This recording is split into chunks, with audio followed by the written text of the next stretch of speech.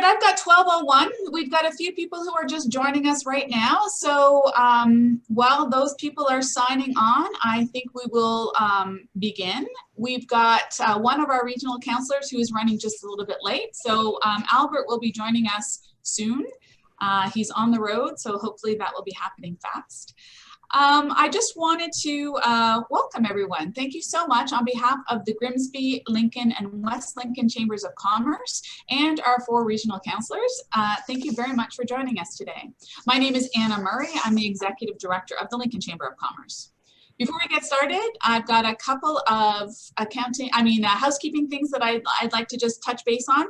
Our planned agenda is that each of our 4 regional councillors will address the meeting for a quick overview of what's happening at the regional level and how that impacts us here in West Niagara. Following the presentations, we'll ask for questions from our attendees. For those of you who are attending and have questions, we're asking you to please submit those questions using the chat function. The chat function is along the bottom of your Zoom screen, right about in the middle. Make sure that you do address the question to either me specifically or to the entire group, and we'll be going through them and we will be asking the questions of the councillors on your behalf. When you're asking the questions, if there is a particular councillor you would like to address that to, please note that in there so that we can make sure it's going to the right person. For your best viewing experience, we do recommend that you set your view to speaker view. This allows you to see the person who's speaking center screen. It makes the viewing experience a little bit more attractive and a little easier to see what's happening. We do use social media to connect with our members and the public, and as part of that, we will be taking some screenshots throughout the call. We'll be recording the meeting and we will be live streaming it on YouTube. If you would prefer that your face is not included in any of those recording things, we ask that you please turn your video off. If you are okay with your face showing up in our gallery view and in our recording, then please do feel free to leave that video on. That can be done by clicking on the video icon on the bottom left of your Zoom screen. So for those of you who don't know who we are, I'd like to take a moment to introduce the Lincoln, Grimsby, and West Lincoln Chambers of Commerce. As chambers, we provide networking, learning opportunities, business development, political access, price discounts on products and services. We're here to exist to help your organization succeed. We are 3 separate chambers serving 3 different municipalities, but we do work collaboratively as much as possible in order to make sure that we can provide as much support and networking for our members as possible. Rebecca Shelley is the Executive Director of the Grimsby Chamber, and Denise Potter is the Executive Director of the West Lincoln Chamber. They'll be joining us in a little bit to introduce our councillors. I'm also pleased that Ron Tripp will be joining us today as well. Ron is the acting CAO of the Regional Municipality of Niagara, and he'll be available during the Q&A piece to answer questions as well. And now we are pleased to welcome the 4 regional councillors who represent the West Niagara area. We'll give you a brief bio of each councillor and then move directly into the presentations. So I'm gonna, you know what, we're gonna introduce Albert, even though he's not here, and he'll just have to know that we did introduce him. So Denise, can you please introduce Albert? Yes, thank you, I'd be happy to. Albert has been a resident of Niagara for 40 years and has resided in West Lincoln as a farmer. He has been involved in the Niagara Federation of Agriculture and has been involved in his community throughout this time. Albert has served as a municipal councillor for the period between 2000 and 2006. And presently he is in his 2nd year of being a Niagara Regional Councillor representing West Lincoln. Albert sits on a number of committees at the region, being Public Works, Public Health, Planning and Economic Development, Waste Management Steering, and chairs the Agriculture Policy Action Committee. As for involvement outside of the Niagara region, he sits as a commissioner on the Niagara Escarpment Board and vice chair of the Greater Golden Horseshoe Food and Farming Alliance. He has strong dedication and love towards his local community and all of Niagara. Thank you. Thank you, Denise. I'm pleased to introduce Diana. Diana Houston is a lifelong resident of the Niagara region and currently works at Brock University. Diana has an extensive background in marketing communications and administrative management. She is also a graduate of Brock University, having a master's degree in political science with a specialization on public policy and also an MBA. Her academic research focused on Niagara's economic development model and institutional change. She has a strong focus on operations management, strategic planning, and effective governance, and has been a passionate advocate for women's issues and inclusion in Niagara politics.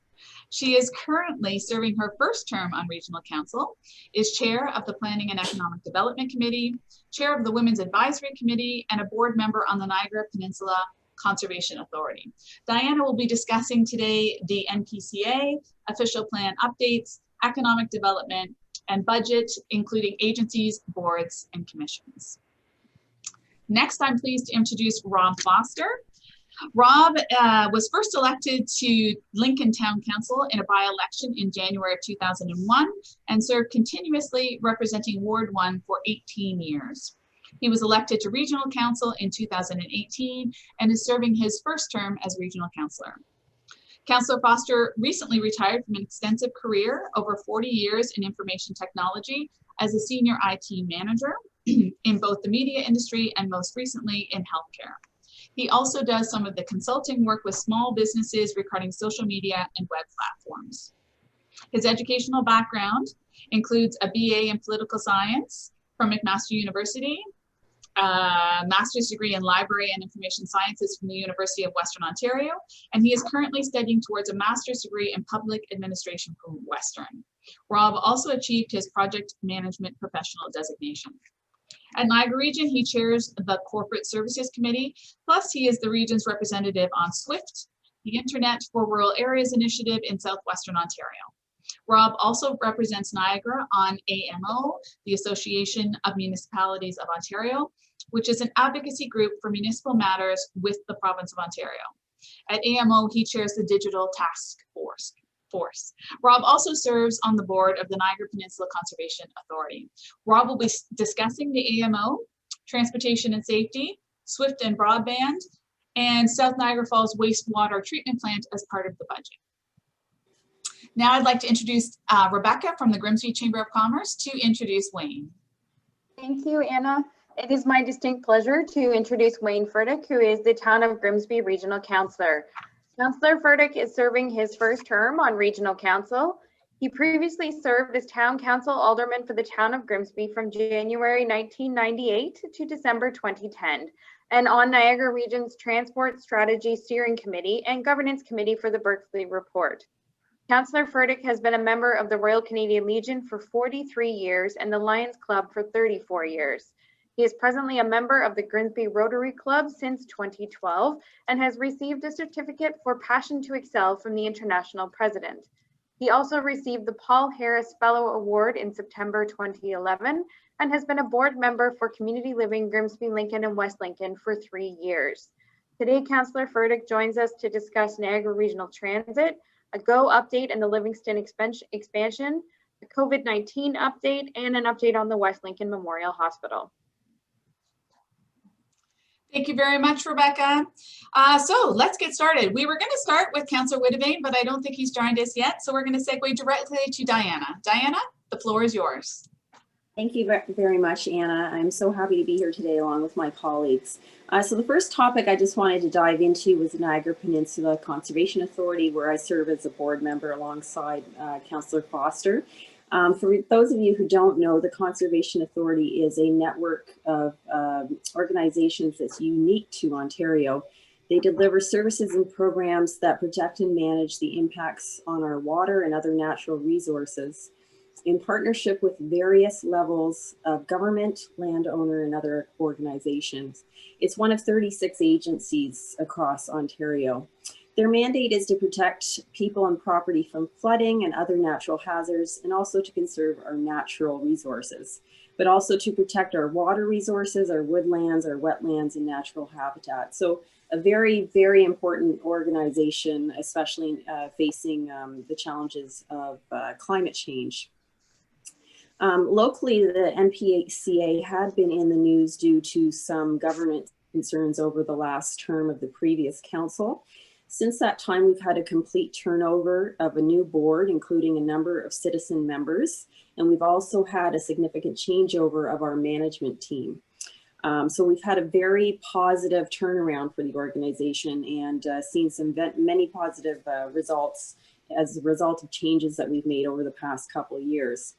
The most recent news with regards to the Conservation Authority has to do with the passage of the Schedule 6, which was part of Bill 229, the provincial budget bill. The provincial government made some significant changes to our board governance that would eliminate private citizens from being able to participate as board members. And they've also made changes with regards to our planning role, allowing the ministry to intervene in some of our permitting abilities or to preemptively order a permit through a ministerial zoning order. So all changes that we're concerned with and have been quite fresh, and we'll be looking at how these changes are going to impact the organization in our upcoming meeting. Some of these changes, I will note, were not supported by the Association of the Municipalities of Ontario nor the Ontario Federation of Agriculture, but we'll have to assess how these impacts are going to affect the organization and our timelines. The second thing I wanted to discuss was our official plan updates. I'm not sure if some of you know, but the region is currently undergoing development of a new official plan. The official plan is the guide for municipalities with respect to our general land use planning policies that determine what can be built where. It also helps to decide where roads, water mains, sewers, and other important services will be built that support our communities. It's a roadmap for growth and defining how that growth will take place.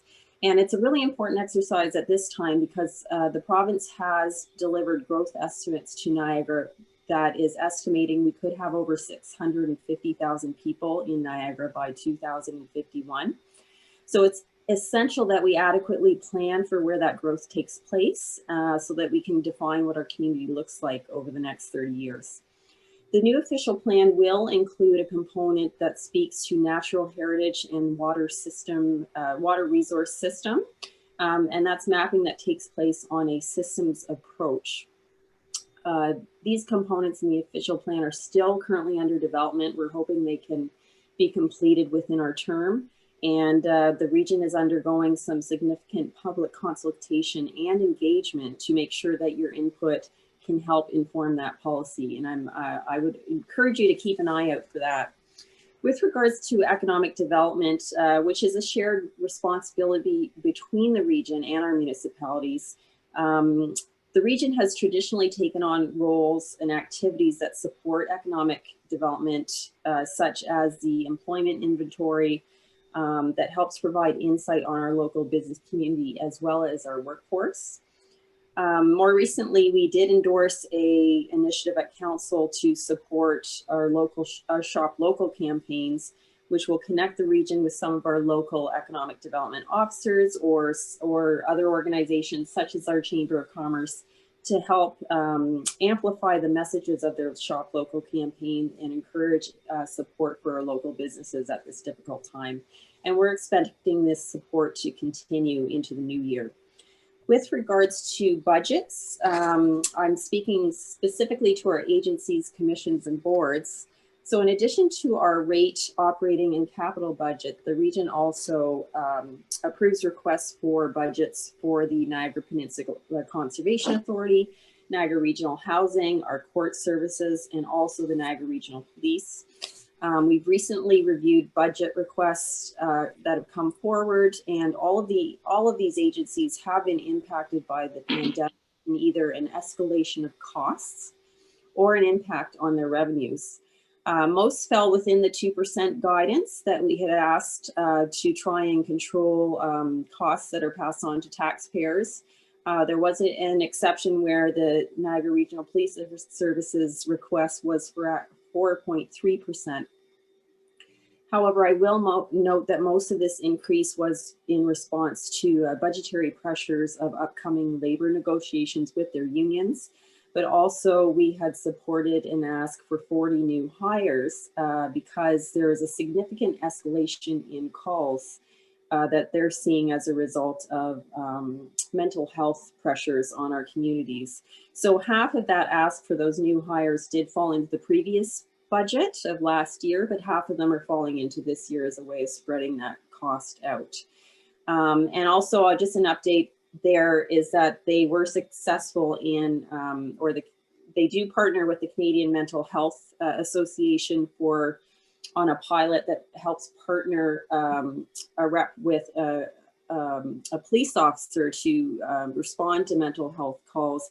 And the CMA was successful in securing additional external funding that will allow that programming to expand into some of our other communities. So that's about it for me, and I'm happy to pass along on to Councillor Foster.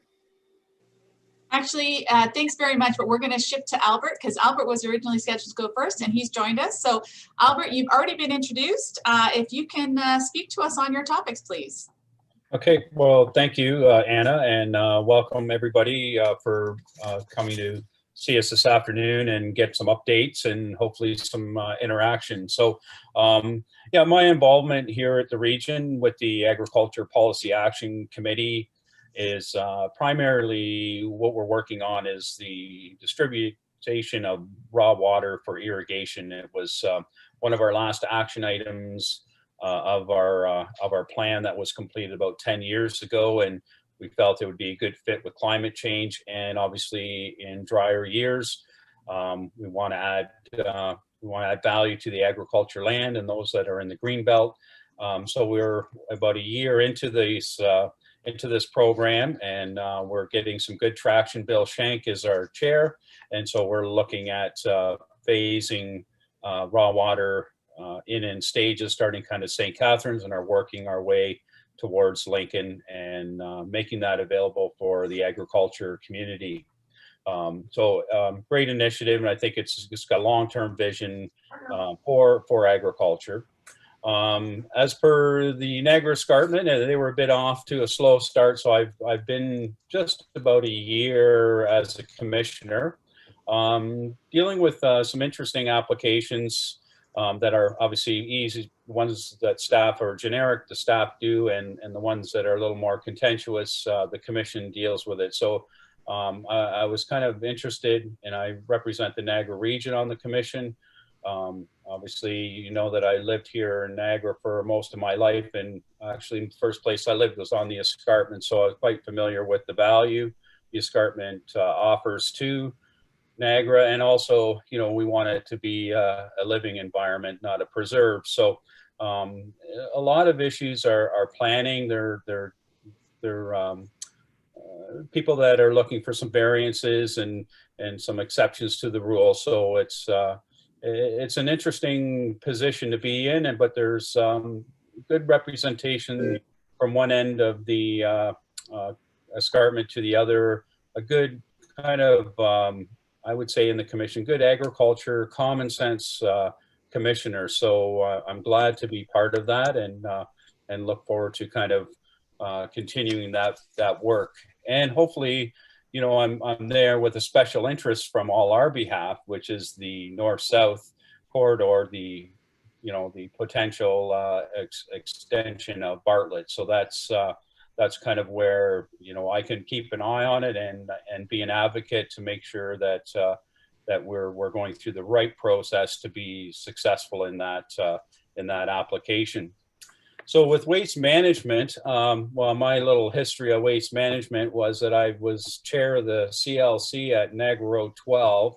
It actually was in my backyard when I was a poultry farmer. It started, so I've been basically being the gatekeeper there for all 4 municipalities, and I finally gave that up a couple of years ago. But I've been active in watching the waste management in the region.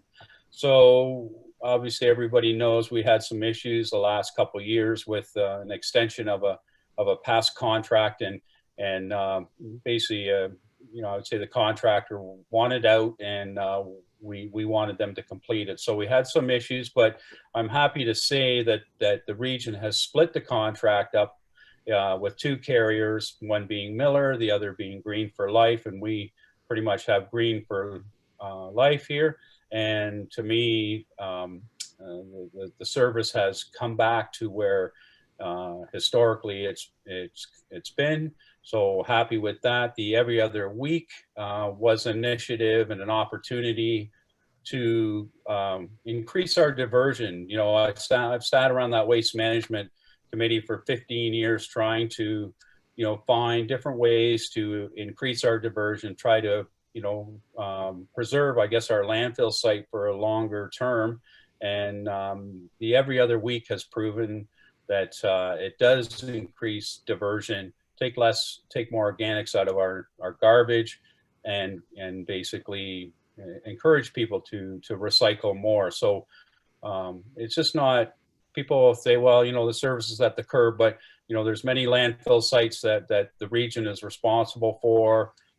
There's quite a bit more than just a pickup on the curb. There's the management. We have producer responsibility kind of rolling in the next few years, which we'll be dealing with, and we'll have to see. We own the municipal recycling facility in Thorold, and we'll have to look at whether that's a viable asset through this transition. And basically, the high level, I guess, we'll say on the waste and wastewater, and I'll just kind of touch in what's here in West Niagara. That obviously anybody who's driven up Park Road lately has seen that there's a large water storage being built there, which is going to be kind of like a pressure system for Grimsby and throughout. And so that's a large capital project, and there's been big projects going on at Baker Road to increase its capacity, recognizing growth here from West Lincoln, Lincoln, and Grimsby. So we're in pretty good shape, because that's the plant that we all share, and it's in good shape, and I think we should be happy with what we have. There's places like Port Dalhousie that kind of are problematic, so there's an investment going in there, and also a possible new plant being built in Niagara Falls. So and of course we all know that rates, with this type of investment, we need to continue to invest into these capital projects. So we'd be looking at increasing that rate over the years to make sure that our systems are in fine working order. So thank you. Thank you very much, Albert. We're going to shift to Rob Foster. Well, thanks, Anna, and good afternoon, everybody. I just want to thank all of you who are attending this first-time virtual meeting that we're putting on, and I want to thank the Chamber of Commerce for helping us with this and organizing the platform. This has been extremely helpful, so thank you to Anna and the others. As has been mentioned by many over the last while, this has been a bit of a challenging year. And I think it's fair to say that none of us outlined in our election flyers when we got into this what we would do in a pandemic. So, perhaps that may be a more important question to anybody running in the future. But I think we, meaning Niagara Region, have made some good progress. And I believe it is fair to say that the 4 of us have kept in good contact with our communities and with each other when it comes to the issues of importance to West Niagara. So just a thank you to Albert, Diana, and Wayne. The first item for me this morning is going to be the Association of the Municipalities of Ontario, or AMO for short. Ontario's 444 municipalities work together to share and achieve goals together and meet common challenges through this association. It is nonpartisan, and it's a not-for-profit organization. The organization develops a variety of advocacy positions on all matters that impact Ontario municipalities, in particular ensuring provincial policies and programs respect the municipal authority. The current policy issues that are of importance to our communities include broadband connectivity, which is very important to rural Ontario, the continued issues around cannabis implementation, childcare, climate change, long-term care and senior services, policing modernization, which is a big issue, and waste diversion, and of course, the provincial and federal government responses to the COVID crisis. This position is elected amongst our peers across Ontario, so I'm very proud to represent Niagara and the region at AMO. My second item this morning is on transportation and safety. Transportation and safety are top of mind for municipalities right across Niagara, with the West End being no exception. I've said on a few occasions in the last couple months that it appears many of us have somewhat lost our minds driving over the past while. All of our municipalities and councillors have received complaints about speed, noise, dangerous driving, and the apparent increase in truck traffic through our municipalities. We've also seen some rather bizarre damage to infrastructure in our communities, with the most recent one in West Lincoln. So a few things. There continues to be a need for some sort of master plan for moving trucks, in particular from north to south. We continue to make the case not only for the Bartlett extension, but also what other changes make sense for the long-term development of Niagara. This is a pretty significant file for all of us, and we are supportive of the environmental assessment processes that have been and will continue to be underway. We're all supportive of the joint ventures of the region, municipalities, the various police services, and the Ministry of Transportation to crack down on unsafe vehicles, particularly those that choose to skirt around weigh scales and inspection stations. As for the initiatives that the region itself has been doing, we have various safety improvements that have gone into play for roads in our communities. These include enhanced markings and signage. Electronic speed signs have been implemented in both Grimsby and Lincoln, with more scheduled for 2021 in the west of Niagara. There have been 12 community safety zones set up on regional roads, 5 of which are in West Niagara, and more are coming in 2021 and 22. We've had various speed reductions on regional roads, which has been quite helpful to help with the policing in particular. And although originally approved for 2020, Vision Zero is again included as part of this budget. This includes the community safety zones, photo enforcement of speeds in community safety zones, and we're looking at red light cameras. Next item I'm going to talk about is SWIFT and broadband. So really, if we've learned nothing else from this current pandemic, one of the primary lessons that has been is the need for quality broadband and internet technologies for urban and rural alike. I am the region's representative on what is called the Southwestern Internet Fiber Technology Board, which uses the acronym SWIFT. It is a project that was created to improve internet connectivity in underserviced communities and rural areas across southwestern Ontario. It is fair to say here in Niagara, we have a number of underserviced areas. It should be noted what the definition is used by federal and provincial governments when it comes to underserviced. SWIFT supports the expansion of broadband infrastructure in areas that do not have access to the CRTC's universal service objective of 50 megabits down and 10 megabits up. The good news for everybody on this call this morning is that early in 2021, we will be looking to announce the areas that SWIFT funding will be coming into play right across the region of Niagara. The RFPs closed late in October and the final decisions are being worked through. As this is a provincially sponsored program, the province will be doing the initial announcements and I will be bringing that forward after that point. My final comments this afternoon, sorry, I'm a little behind myself. My final comments are on the South Niagara Falls wastewater treatment plant. This is a big issue and it's part of our 2021 budget.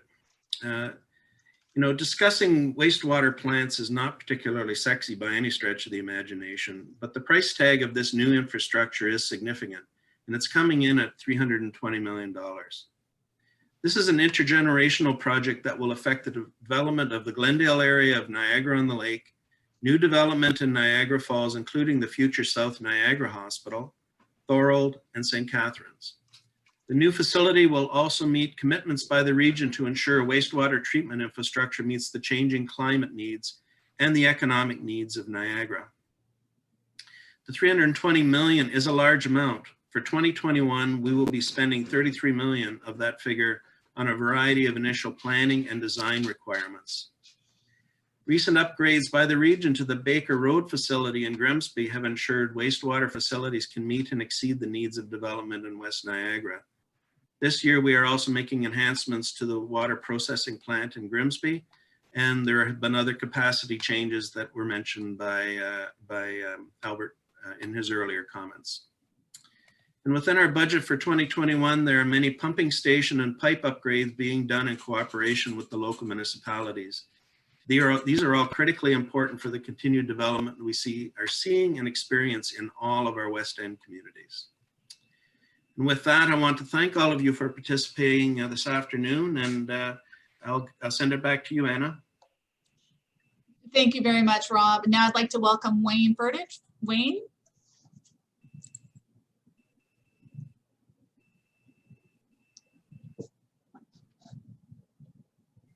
Have we lost Wayne on the call? He may be on mute. Can you just? No, I believe we've lost him off the call. I'm not quite sure what happened with that. Sorry, I'm just going to do a quick check here. Nope, I found him. He's on mute. I've got him. Never mind, guys. We're going to unmute him. No problem. So Wayne, I've sent a note out to ask you to unmute. You'll have to click on that and then you'll have the ability to speak.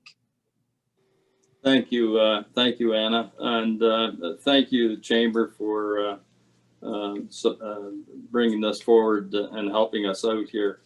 I just want to say that the best always comes in the last, but having said that, I have a lot of shoes to fill following the three councillors that are here today and helping put this together. So it's a real pleasure to have to go to the region and work with people like Rob and Diana and Albert.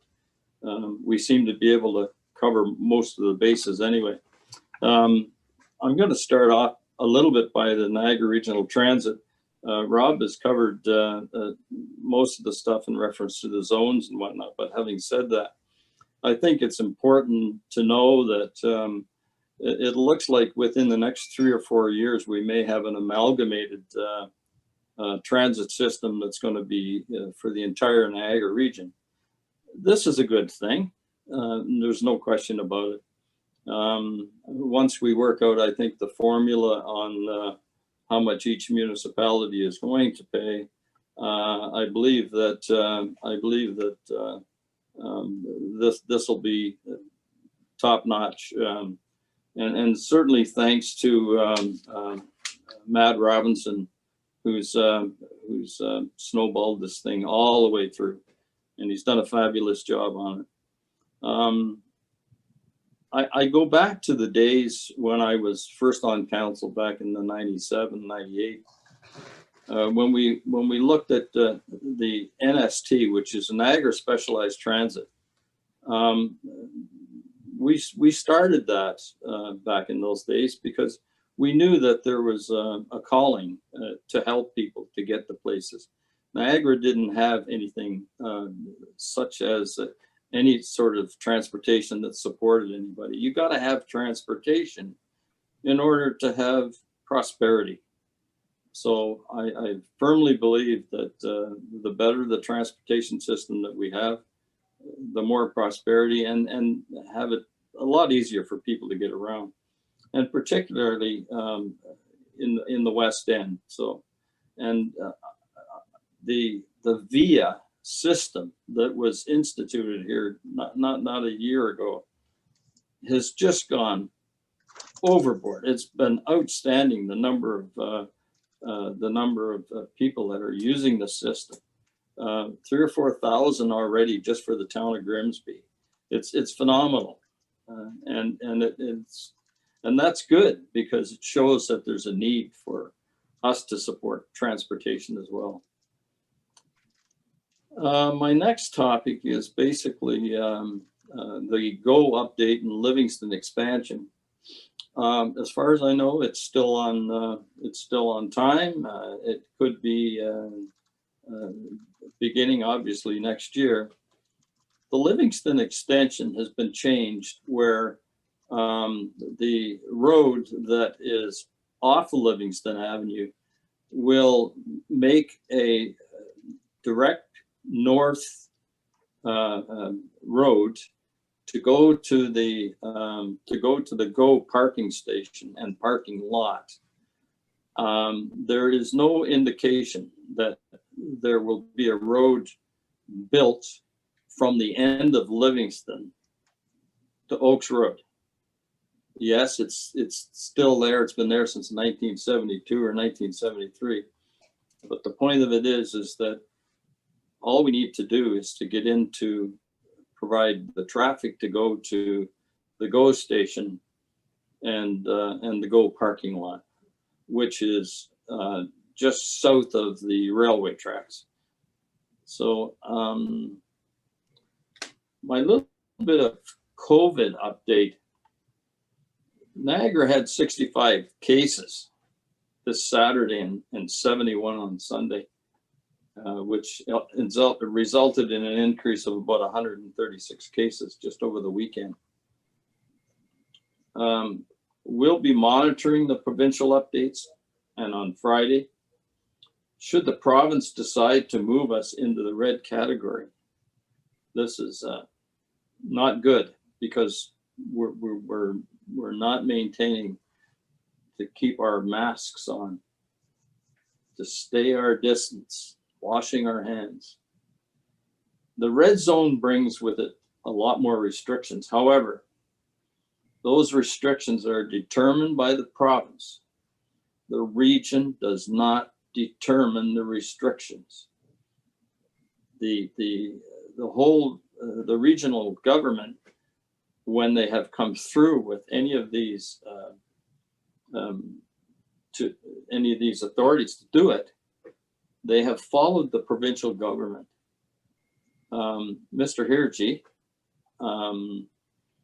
has followed the provincial government. So don't blame it on the regional government, please. We try and do our best to help everybody to stay your distance. Keep your mask on. The region is primarily asked with a public health response to the pandemic. We've increased our resources in public health to help with the contract tracing and support for the citizens, medical personnel, and businesses who have questions. Please phone the region. They're more than willing to provide you as much information as we can. So let's be vigilant and continue to even though the virus, it's going to take maybe a year to kill it if we're lucky. We need to be very vigilant against this virus. You know, it's really sad when you think about it, because if you could see the virus, you could try and help kill it more, but you can't see it. It's invisible. So we need to be very vigilant in making sure that we wear our masks. The final topic that I'm going to discuss is the West Lincoln Memorial Hospital. This goes back to the days, I guess it's been at least 70 years now that the hospital has provided service to West Niagara and Niagara in a whole. It wasn't until the February the 3rd, 2004, where we had a candlelight vigil at the GSS. It was phenomenal. There was 7,000 or 8,000 people there. That is to show the government at that time, we're serious. We need a hospital. We want the hospital.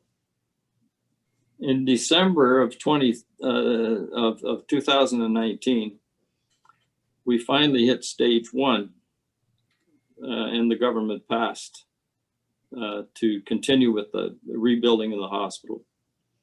On November the 4th of 2020, stage 2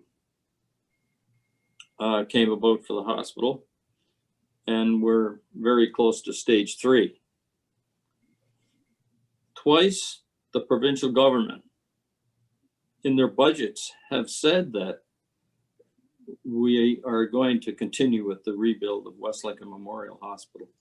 And this is the furthest we have ever been in 20 years in the process that started because we were vigilant.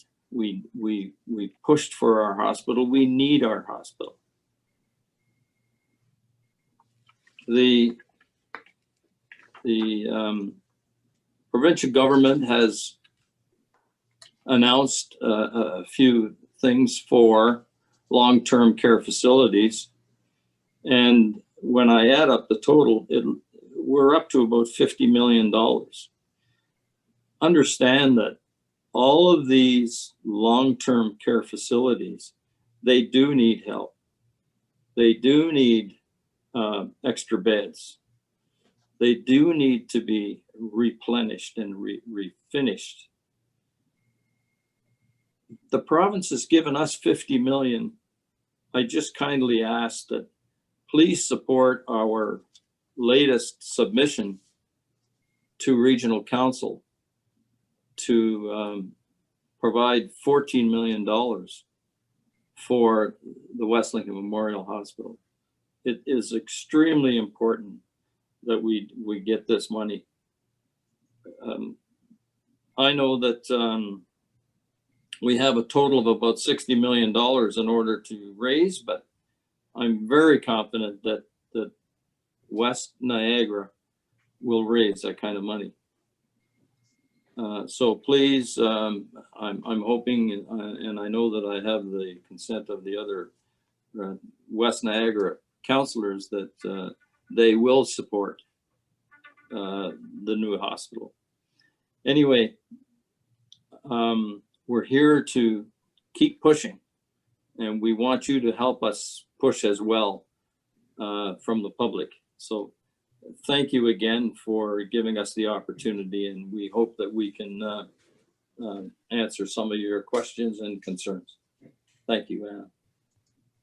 Thank you very much, Wayne. Appreciate that. So now we're going to segue into our question and answer period. I just wanted to remind everyone that if you have a question, please do enter it in the chat. We've had a few questions already submitted and we have captured them and will be asking them. At this point, I also wanted to remind people that Ron Tripp, who is the acting CAO of the municipality of the regional municipality of Niagara, is also on the line. So if there's anything that he can answer, I'm sure he'd be glad to do so as well. So at this point, I'm going to shift into, here we go, into the questions. So the first question that we have has been submitted by Kristen Hansen. So just a little bit of background. The province's Greenbelt Council has seen some radical changes in the past month in response to the provincial government's moves to limit the power of conservation authorities. So we have two representatives of the MPCA here on the line. I was hoping that they'd be able to speak to the impact that they see that these proposed changes will have on conservation areas and development here in West Niagara. And Kristen would like to know how citizens can express their concerns over Schedule 6 of Bill 229 regarding changes to conservation authorities. So either Diane or Rob, can you guys jump in on that, please? Yeah, I'm happy to talk about it. I did talk a bit about that in my my overview, and this is something I'm very concerned about. Primarily, the changes have to do with governance, but also how they affect planning and our role in the in planning. So we no longer will be able to elect citizen members onto our board. Board members will, moving forward, have to be elected officials. And this was actually something that Niagara fought quite hard for, and our municipalities supported. And we had 10 citizen members appointed to our board. So it will probably impact us more than any other conservation authority across Ontario, just because we have such a significant representation of citizens who have specialized knowledge in environmental sciences or in conservation areas, and they provide a lot of great knowledge and competency for our board. And then the second, what I consider more alarming is they've reduced our role in terms of the planning function. So the Conservation Authority would be responsible for issuing permits in areas that are environmentally sensitive. Typically, we typically don't deny a lot of permits. Usually permits are issued with conditions. But if they were flat out denied, a developer has an option of going to LPAT to appeal the denial of that permit. The changes now will allow, should that appeal then be denied, the changes now will allow the ministry to intervene and mandate that the permit be issued, despite any local conversation or information that's gone into the decision to deny such a permit. And then the other addition was the ministry can now even preemptively have a permit issued without the developer even coming to the Conservation Authority. So that's a big concern for me in terms of what can we do. The bill has passed, so it's active and it will take effect. What we can do, I would simply reach out to your MPP and let them know that if you're not happy with these changes, please let them know, because I have seen some recent dismissing of concerns being representative of special interest. I don't think these are special interest concerns. I think a lot of citizens are concerned about our natural environment and protecting it, and they don't want to see that compromised in any way. Thank you, Diana. Rob, did you have anything you wanted to add on that? No, Diana gave a very thorough review, and by the way, Bruce McKenzie, who's our vice chair of the NPCA, is on the meeting as well. So just wanted to do a shout out to Bruce. Great. Thank you very much. So the next question, I think we'll start with Rob on this one, and it's from Valerie Keld. And Valerie is speaking on a transportation and safety issue. And she writes, myself and my neighbors have presented a petition to Lincoln Council and the NEC expressing our concern on traffic and safety issues relating to a planned application for a new winemaking facility and winery in the residential zone on Victoria Avenue in Vineland. Traffic is congested, it's a busy road, there are very limited options to install traffic calming measures. We would, at a minimum, respectfully ask that a traffic study is completed demonstrating adequate traffic calming and pedestrian safety as part of the broader planning application consideration. Rob, can you speak to Valerie as to how she can make sure that these concerns are being heard and where to go to get that satisfaction? Sure. The spot that is in question is just south of the Victoria and King Street intersection, approximately approximately 100 meters or so, or 200 meters up the street. So yeah, it's a definite concern about where that's at. Those concerns, when I received them, I passed them through to our transportation people at the region. And there will be requests coming in about the joining in of that particular spot from the regional side of things. This is a really important one for the town of Lincoln. The town of Lincoln actually has been very good at promoting safe development, and particularly in the wine area. So anyway, long and the short of it is, yes, it's on the radar, and yes, it's being looked at. So thank you. Thanks, Rob and Diana, for that. We've had a couple of questions come in about the status of the environmental assessment related to the north-south Bartlett extension.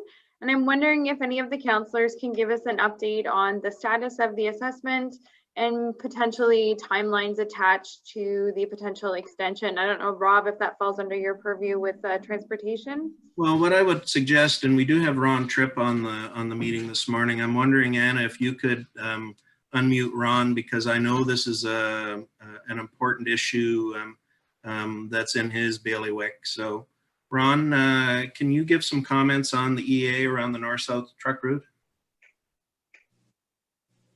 So Ron, I have asked you, there we go. Thank you, Anna. And I just have to say kudos to the chamber and as well as the 4 regional councillors for pulling this off. This is great. As if with many things in our world, we've adapted to a new world, and this seems to be working well. With respect to the north-south crossing, Bartlett, so we have gotten to a certain point in terms of the environmental assessment process, which basically landed us in that location.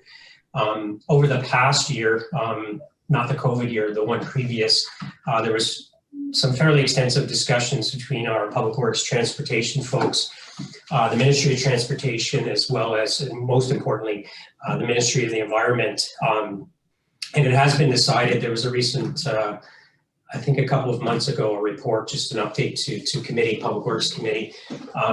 We're approaching this as an individual EA. I'm not sure if that means a lot to the group, but it is basically the most extensive environmental assessment process that can be followed.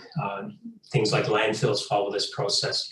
And that's a function of the scale and complexity of the project, the environmental impact. We're coming up the escarpment. It's going to have very profound impact on that location in the escarpment. So it was actually the advice of the Ministry of Environment to take this approach.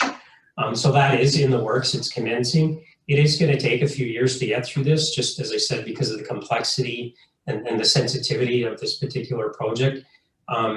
If one can imagine, if you think of the closest crossings of the escarpment that probably don't even meet today's standard, but are close. You have Victoria, which is Highway 24.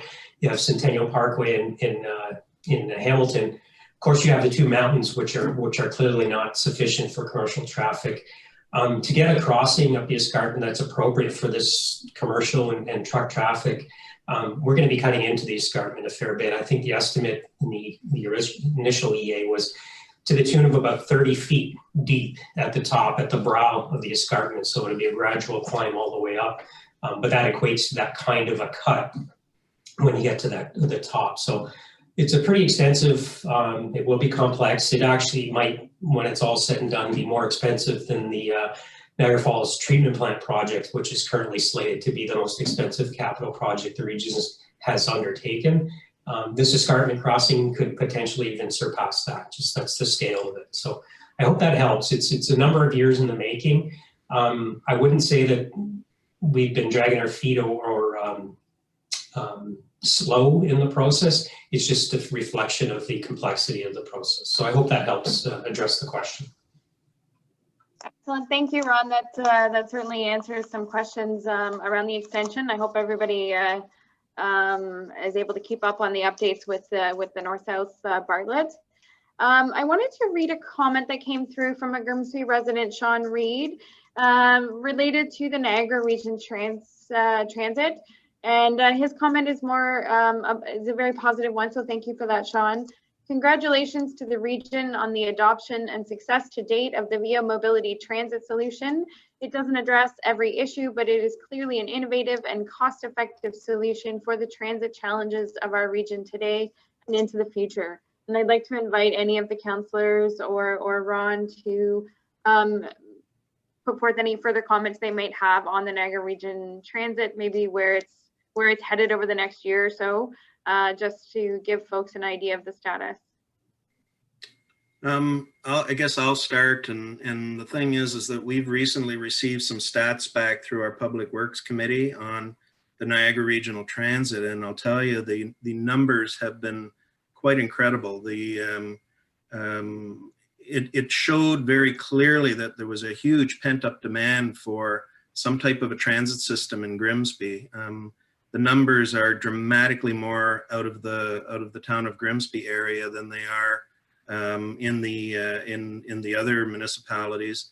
But we've seen an uptick in Lincoln as well from the former U-Link service. And there's the services that are going into West Lincoln are looking positive as well. Diana, I have to admit, I haven't looked at what's going on in Pelham. Do you want to make some comments on that? Oh, just in the numbers that were shared recently, I was surprised how often the service is being used. You know, we've been striving to try and get public transit working in Pelham, and it seems like on demand is a viable solution for a lot of people, and people have been taking advantage of the service.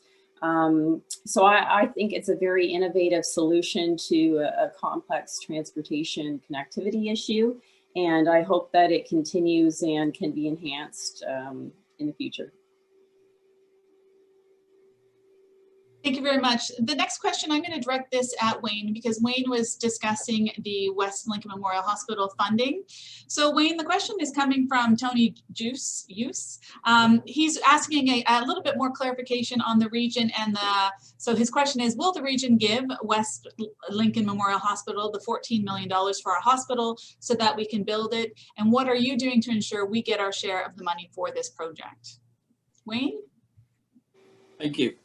I guess the first part of the question, I just received last week another proposal that is being sent forward to the region requesting the $14 million. So it's certainly not my decision, but it is, I'm one vote of 30 votes. It's also got to go to the budget committee to look at how much the region is going to contribute. So at this stage, it's still in the process. I'm certainly optimistic that we're going to get what we are asking for. But now that we have gone forward and asked it to go from 10.6 to 14 million, we've got a little bit more homework to do in order to get that through. So, and it hasn't hit the committee yet, so I have to wait for it to hit the committee. And what am I doing personally? I'm supporting it, of course, as much as I can. The same as I'm sure Councillor Foster is, and Councillor Whittleby, and even Councillor Hewson. I know that we've got a lot of support. We now have to get it through the committee and get their support on it. So let's keep our fingers crossed and keep fighting for it. It's the best way. If I can add, Wayne, and thank you for the question, Tony. By the way, Tony, this is a very active file for Tony, being part of the team over at West Lincoln Memorial Hospital on the fundraising end of things. So first of all, one of the things that we found at Niagara Region as we were looking at this is that there really was no funding formula in place for the Niagara Region to help local share. What ended up happening with the St. Catharines Hospital is there were monies put in by Niagara Region to help with the building of that hospital, but there never really was any sort of a formula that came into play. There was a decision made on certain dollar values. So where we've gone to with this, we're actually trying to put in place a long-term plan to help with hospitals right across Niagara. I was doing a project for part of my MPA program, and I was looking at the hospitals in Niagara, and outside of the St. Catharines General, I mean, the only youngest hospital is about 70 years old. So, you know, we have a whole bunch of infrastructure that's coming down the road from all corners of Niagara. So, and we want this to be fair. I mean, the reality is that we want the West Lincoln Hospital to get its fair share in and towards it. I can guarantee you, Tony, all three of us as West Lincoln councillors, or the West Niagara councillors, as well as our mayors, have been very vocal at the region about supporting as we're going through this, as I know Diana has heard us many times. So, anyway, we'll go from there. But anyway, thanks for the question, Tony. The next question I'm going to direct to Albert, because Albert did talk about the new waste collection schedule. And this question is coming from Doug Newton. And Doug indicates, Albert, we can all adjust to having our garbage picked up every 2 weeks, but what happens when they don't show up on time? I know a lot of people in the area who are constantly complaining about this. Can we not hold them more accountable to their pickup dates? I know that this was a real problem with our previous contractors for this. Albert, can you speak to that and speak to some of the measures that you guys can put in place to bring up the level of service? Definitely. And thanks, Doug, for the question.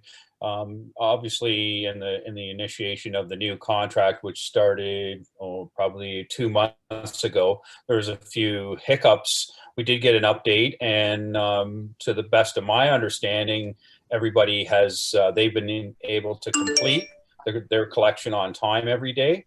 And if they aren't, then there is a number to call at the region, and then usually the supervisor will swing back around and pick up what is missed. But that's new news to me. I mean, it was common news for a while, but with the new service provider, they've gotten a list. They've got a living wage. They've got new work clothes. They've got new trucks to drive. The whole level of our service has really stepped up, and I would just recommend to everybody to download the Niagara Region Waste app. It's a nice friendly reminder to remind you that maybe these people are being missed because they're not understanding their garbage day, because that's probably the high focus. And it's simple to download the app. It'll remind you, it'll tell you what you can do. It'll send you the reminder the night before. It's a really good digital platform. So that would be my answer. And Doug, you can always reach out to me if there's an individual area that's a problem, and I will help you resolve that. By the way, Albert, and if I can just add in, at my last Lincoln town meeting that I was at, the councillors from the East End were mentioning that the garbage collectors are out, and they're out early, and they ended up missing. The people didn't have their garbage out, and what happened was they sent in a request through the app, and they came back and picked it up, and still achieved, the garbage pickup that was expected. So, I've been really happy with the customer service that are going into play with these guys, and it really is a step up from what it is that we had before. It ain't perfect, and by the way, if people are having problems, by all means, get a hold of any one of the four of us. We're easily accessible through the Niagara Region website. Send a query to us, and we'll make sure we follow up with it. So, thank you. Thank you very much. So one topic that hasn't really been spoken of that much yet, although I know Wayne did touch on it, was the COVID response. So there has been a lot of, Wayne mentioned the numbers increasing. There's been some rumors swirling about us moving into the red zone soon. Everybody's excited about the prospect of a new vaccine, but I think we all know that's not rolling out in the immediate future. We're going to have a little bit of a wait on that. We all know how dramatically the restrictions put in place have been negatively impacting our local businesses. Could you speak to what the region has planned in terms of recovery and support for businesses and our local economies as we move into 2021? Sorry, go ahead. I was just going to say, I spoke a bit to that motion on supporting our local businesses and connecting with our economic development officers. We're going to continue to do that. Initially, we were thinking it was a great way of trying to bring attention to shopping local at, if at the holiday time, but recognizing that this is actually a long-term need, and we'll be continuing to connect and trying to amplify those messages of shopping local well after the holiday season is over. But the region also plays a very important role into helping to clarify what those restrictions are and how businesses can meet the public health restrictions that are being placed on our businesses. So right now they're also proactively going out to businesses and trying to identify those where the initiatives may be problematic, so that they aren't encountering a scenario where they could get fined. I think this is a marathon. It's not a sprint. We got a lot more to figure out. We're going to be at the province's whim in terms of what restrictions are going to be placed on us. But the numbers we've seen recently have, for us, confirmed that we're actually qualify for the red zone now. So we're expecting that that's coming. It isn't outlined what qualifies for a lockdown, so we don't know when we would go into that area and when that could happen, but it's very much a reality if our numbers keep going up. So the best thing we can do is, you know, trying to respond to the health crisis as best we can with the contact tracing, supporting our businesses with public health support, supporting people who have questions, and you know, as a society, I think we also need to really give weight to the advice that we're getting in terms of social distancing and washing our hands and reducing going out in public as much as possible. So I think we just have to hang in there, and a lot of this is actually, I think, out of our control, but we can try and respond in the best way we can that supports our communities.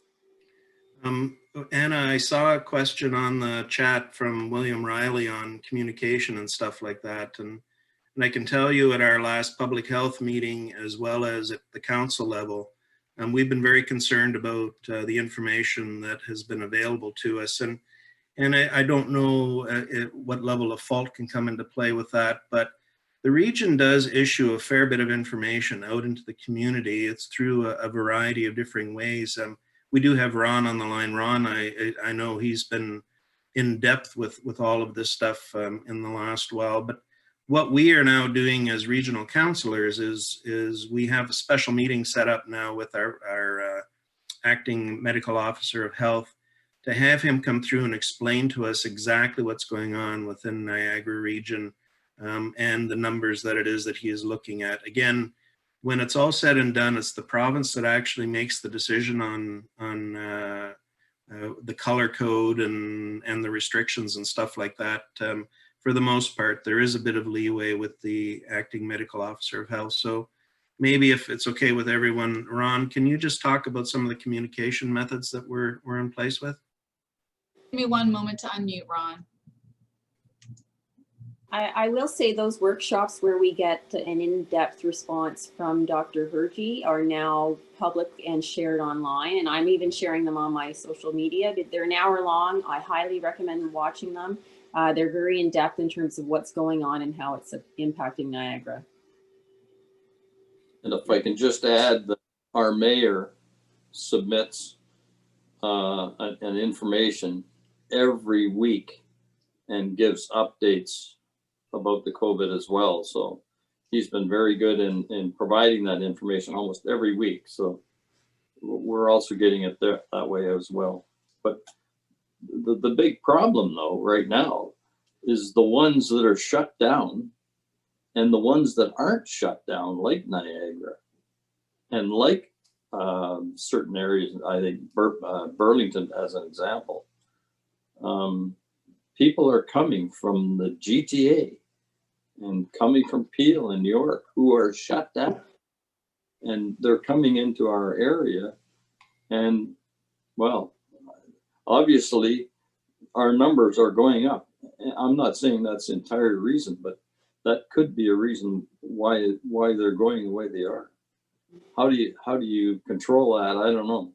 You certainly don't want to put a roadblock on the QEW and find out where everybody's going.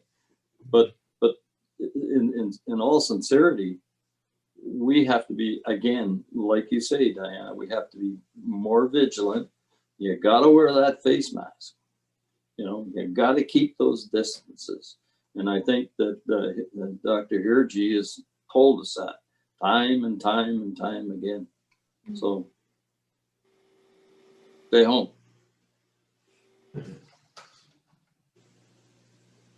Ron, can you bring us up to date on communications from the region? Sure, I wasn't sure when you wanted me, but I think the councillors are all doing a great job driving the right messages. It is stay home, stay in your home, your family bubble. Really, that's the cause of spread right now.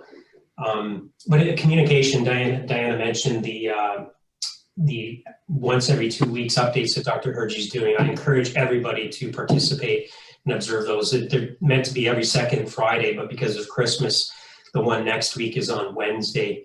I think Dr. Hergy gives a very clean and digestible overview of what Niagara's broader context and then Niagara's circumstances.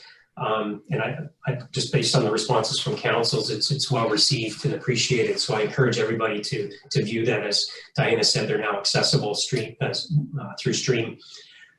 We've done so much. I think it's fair to say not only Niagara, but across Ontario, across North America, people are oversaturated with information. Like I do believe our public health folks have done an amazing job on all forms of social media, as well as print media and conventional. They're in the standards. Dr. Hergy is accessible to the standard just as sort of a consistent platform every single day. It's just everybody is so overwhelmed with information. It's not always very simple to understand. It can be confusing.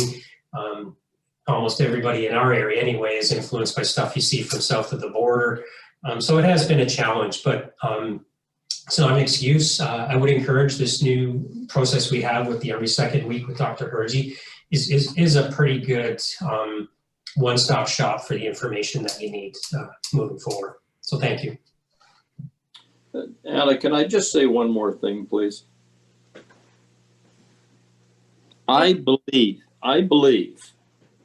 the Premier of this province has been a leader right from the beginning. And he has said, I am listening to the scientists.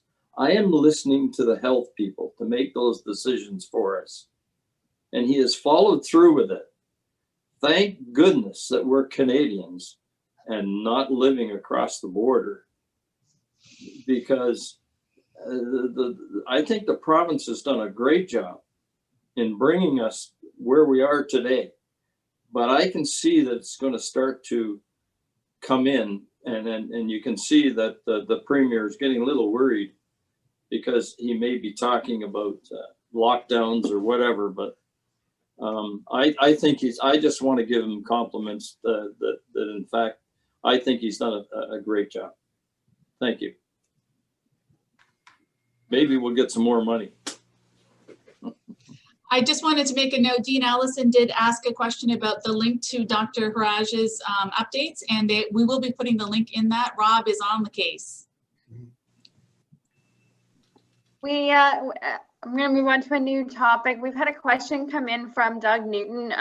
Rob, I don't know if you want to take this one or potentially Ron. And the question is around traffic. Being the fact that there is already a lot of congestion trying to get down from Park Road South onto 8, and that the traffic flow will highly increase in 2 years once the new high school is built, is there any consideration to putting a set of lights there to control the access? This will also be a concern if the buses and the traffic comes down the mountain off of 30 Road. Gosh, I don't know. I'll have to look that one up. I really don't know if we're looking at lights at that particular spot at this time. There's a couple of places, and I've been a little more concerned about Lincoln, to be honest.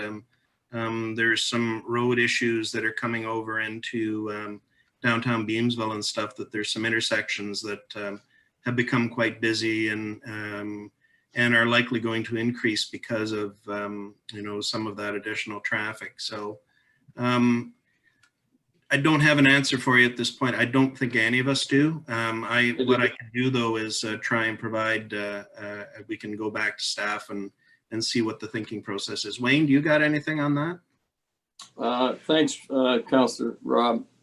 Yes, I do. I have been told that there's going to be a reconstruction from Baker to Bartlett, which would take into consideration Park Road. As far as them being lights and that, I haven't seen the final drafts. And I would expect that might be a possibility. I won't say it is, but I would have to check with Miss Ryle. But that whole road is going to be reconstructed and redone. And supposedly it's going to be done next year.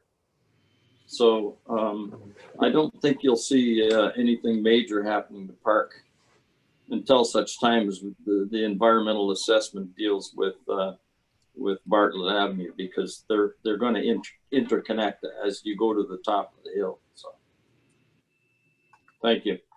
Thanks very much for that, guys.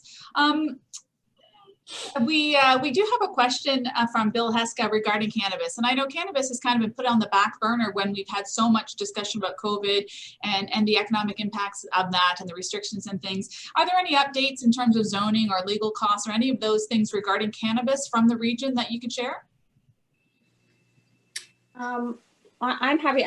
I know Bill. Bill is on our, I believe, on our cannabis control committee, and he could probably deliver a presentation on the municipal response to cannabis. So the region pretty much considers our role as an advocacy one on behalf of our municipalities, recognizing that it is impacted by every municipality across Niagara. But I think the tools that are available to the municipalities really are at the local level. And it was an issue we were going to bring forward potentially with a delegation at the AMO conference, but that got waylaid by COVID, unfortunately. I would expect that that's going to resume, but unfortunately the lower area municipalities really do have to look to their bylaws as the tools that they need to address some of the concerns within our communities, like Pelham has done. So, and kudos to Bill for all the work that he's done with that committee, because Pelham's really, I'm going to say, led the way in terms of the municipal response to the concerns of our residents. Thank you, Diana. I just have a note here from William Riley, just with a note to the region, and that his note is, can the region make an effort to be concise in the information that's being sent out to reduce the information overload, as well as finding a more creative way to get the information out there? So I'll just throw that out there to the region as, you know, suggestions for how we can better communicate. And I think a lot of people deal with a lot of confusion and they're not quite sure what the rules actually are. So more clarification would always be good. Are there any more questions at this point? I'm going to just throw out a call for more questions if you've got them. While you're typing those in, I did want to touch base just a little bit. The region has community improvement plans and subsidies in place with a purpose to revitalize, strengthen, and diversify strategic zones within Niagara. Budgeting has changed again in the light of COVID. Is there any information that you guys can share on if these and how these subsidies and others will continue? That would have been a good one for our planning commissioner, who's recently retired. So I'm not sure if Ron can speak to that. I know we haven't seen our operating budget. I see Ron running from his table to his computer.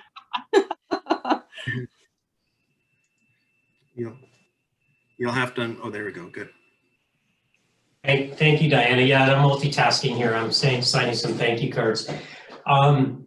So a couple things. Yes, there are a number of programs that are in existence and they continue. They are within our budget.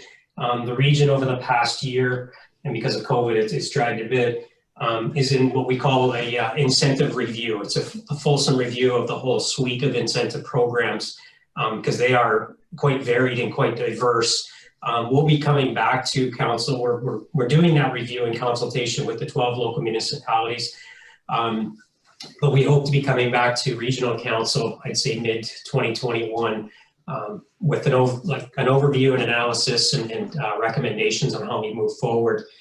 There was previous work done with our former Commissioner of Planning, where council did decide they want to focus on 4 specific strategic areas. But then creating the alignment to the various programs to those areas has yet to be done. And then how we budget for that would be the next step after that. So yes, they are in place. Yes, they continue. You could look to say around mid-21 for a report coming back to regional council to decide on how we move forward into the future with them. Thank you very much. So at this point, I don't have any other questions in the chat. So what I'd like to do is just bring up each one of our councillors. If you have any further remarks that you'd like to make before we close this meeting, that would be great. Let's start with Diana. Oh, you just threw me out there, did you? No, she wasn't expecting it. Yeah, okay, I'm happy to, take the lead. you know, we really put this session together because we recognize that our mayors do a great job communicating with our constituents, but one of the reasons why we're in politics too, not just because we love we love policy and we love our communities, is because we love connecting with our constituents. And it has been a very difficult at this time to try and do that and keep people informed. And some of us are a little more tech savvy than others, so some of us are very active on social media. But others do it more traditionally, where we would attend events and show support for the things that are happening in our community. So this was a really important forum for us, that we could try and get information out there and connect with everyone who wants to stay up to date on the things that are happening in the region. I'm sure that we could entertain doing this again, should this be, you know, the pandemic continue for a longer term unexpectedly. But we're always accessible. If anyone has a question or a concern, you can easily reach out to any one of us. We're very actively involved and want to keep our residents up to date on the things that are happening. So I just really want to thank the Chambers for helping us launch this forum, because we could have probably figured it out and done it ourselves, but it wouldn't have worked out as well as this. And I'm appreciative of my regional colleagues for joining me in terms of bringing this information for everyone and the opportunity to ask questions. So thank you, everyone. Thank you, Diana. Wayne, any last comments from you? Well, that's why I let Diana speak, because she said it well, and I'm glad we are doing this, because we need to do this. We need to reach out to the public, and you know, sometimes it's pretty difficult to have to deal with some of the situations that we've been dealing with over the last couple of years. But we've hung out together, and we seem to have gotten through, I'm going to say, about 80% of what's carried forward from the last council. So yes, it's been difficult, but it's a real challenge, and it just shows the stature of people that we're dealing with at the region. It is excellent, and even staff, many times where we have gotten ourselves into a corner, and they've sort of pulled us out and said, you know, you got to think about this or think about that, because being first term on regional council, it's a real eye opener. It really is. So, but I thank my other councillors. Good time. Let's do it again, maybe 6 months from now, and let's hope that we're able to sit and have a glass of juice across the table. Thank you. Thank you, Wayne. Albert, any closing comments? Yeah, I guess just thank everybody for their time. I mean, it's kind of new for us, and hopefully we can shorten it up. But I just want to let those that are participating know that, you know, the focus that I've taken is to ensure that we have the right infrastructure as our community grows. We have some big projects in Grimsby. We got some big projects in Lincoln. We have some some big projects happen in West Lincoln. So without the help of the region, getting that north-south, getting wastewater plants, making sure we have water, looking at internal infrastructure to move people in through our communities, the hospital being those things. So, as your representative, and I'm sure the others feel the same way, our focus is to make sure that, we want to make sure that there's good thought process that goes into the growth, because the province has really challenged us over the next 30 years to grow Niagara by, well over 200,000 people. So what does that mean for us? And let's, to me, it's let's look long term. I'm want to make decisions that are going to affect us 5, 10, 15, 20 years down the road. So kind of a bit more of a visionary that way, and want to make sure that groundwork is laid out properly so everything else falls into place. So I appreciate this forum, and hope to be doing this again in the new year, again to make ourselves accessible. Thanks, Albert. Rob? Yeah, thanks, Anna, and thank you to all the chambers for putting this together in a short time frame. We really appreciate it, and I suspect you're going to have to be doing the same thing with the politicians' breakfast in Lincoln in February. So this is maybe a dry run for you in trying to work through some of the things with it. Look, this has been an excellent opportunity for us to bring a few things into the out to you. We are a pretty well functioning region. We've developed a lot of open and transparent policies, some that weren't existing before, to be quite frank. And we are attempting every opportunity to make sure that people know and understand what it is that's going on at the region. All of us are active on Facebook. All of us have, or for the most part, have other media platforms. I know Diana has her own website. I have one as well. I'll give the shout out, politicsniagara.ca, where I do the occasional article on what's happening within the region. And we're trying to make sure that we have information out there for people to know and understand. All of us also are regularly attending our local town councils. That actually, you know, in some cases has not been a regular thing that has been happening. So I see Lynn on the thing. I probably have attended more Lincoln Town Council meetings than I think the previous 3 or 4 regional councillors have done in total. So, and I think it's important that we do have that outreach with the local area municipality. There are so many things that that are directly affected by the region itself. So anyway, guys, you know, please, if you have any additional questions, go to the region's website. You know, please make use of the links there, or go to our Facebook pages, or go to our websites that we may have. And you know, please, all of us are very good at getting back to people on questions and concerns. And usually we're able to resolve things fairly quickly. So thanks, Anna. Thank you all very much for joining us, and thanks to the Grimsby and West Lincoln Chambers for partnering with us and presenting this. We hope you all have a wonderful rest of the day and a very happy holiday season. We look forward to seeing you again in January. Thank you. Thank you. Happy holidays, everyone. Merry Christmas, everybody. Merry Christmas. Thanks, guys. Yep. You too, Diana.